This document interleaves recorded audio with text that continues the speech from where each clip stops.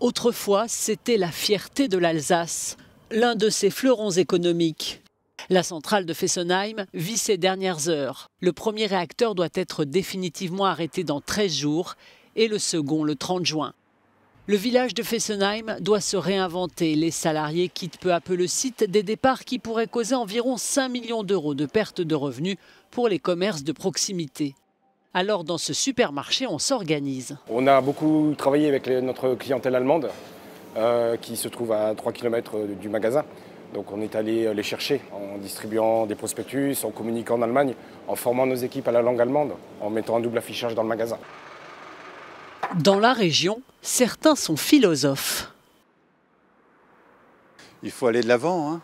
Maintenant, il faut toujours trouver le moyen de faire une autre énergie.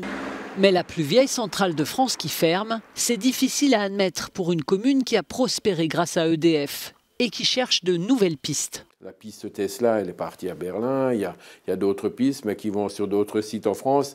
Et qu'est-ce qui fait que demain, une entreprise choisira Fessenheim plutôt qu'un autre site, sachant qu'on est un peu éloigné de tous ces axes de communication. Donc, il nous faut des arguments aussi pour rendre cette zone plus attractive. À la région Grand Est, on y réfléchit. Pour recréer de l'emploi, la région veut développer une nouvelle zone économique et le port fluvial de Colmar-Neuf-Brisac. Là encore, un projet binational avec l'Allemagne voisine pour tourner la page de la centrale.